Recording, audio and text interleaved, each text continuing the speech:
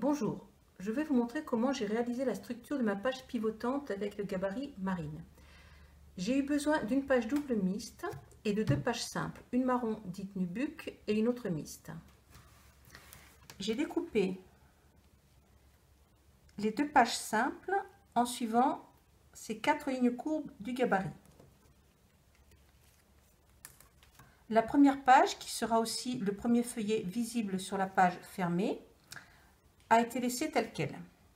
En revanche, le deuxième feuillet, le mixte, il a été réalisé une pliure de pointe à pointe et de 2 encoches d'1 cm chacune, en haut et en bas. Ces encoches sont importantes car une fois que la page simple va venir s'insérer dans la page double, cela permettra qu'elle pivote sans qu'elle s'échappe de la page double. Et nous passons à la page double. Elle a été découpée toujours selon, cette fois, 2 lignes courbes. Voilà. Alors pour tracer les courbes, je préfère toujours partir de l'intérieur de la page car ça permet au gabarit de se bloquer dans la pliure et de travailler ensuite plus facilement pour le tracer. Donc une fois la découpe réalisée, j'ai fait une fente au cutter et non pas au massicot. Le cutter permet d'être plus précis et évite aussi que la page se déchiquette. Alors, voici la fente, mais il faut bien prendre garde à ce que la fente s'arrête à 1,1 cm de la découpe, que ce soit en haut et en bas. Donc, voici la fente. Je vais couper la vidéo et retirer les protections du double face. J'ai donc retiré les protections du double face et maintenant je viens positionner donc mon feuillet simple sur cette page double. Alors si vous souhaitez faire des réajustements afin que le double adhésif soit un petit peu moins fort, vous pouvez avec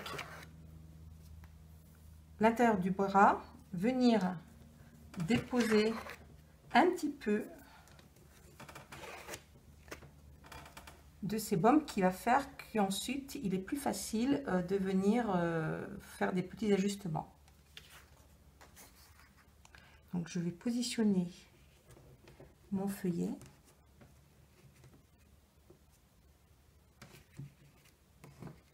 Avec le soleil, je ne vois pas très bien. Voilà. Alors, il est possible que les pages ne se superposent pas exactement. Ce n'est pas grave.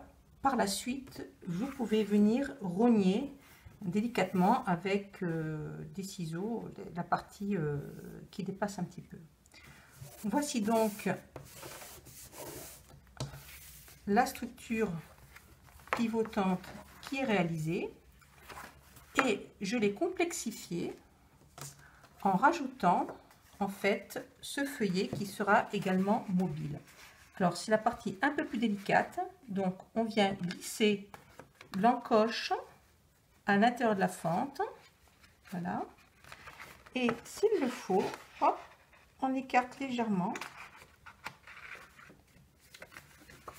Et là je me suis trompée de côté, les aléas, voilà.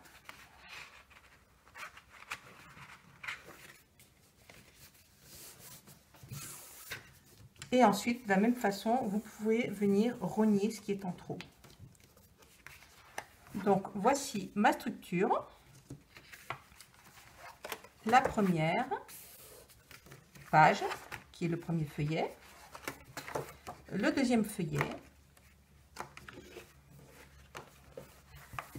Quand on ouvre, on retrouve également un autre feuillet qui tourne.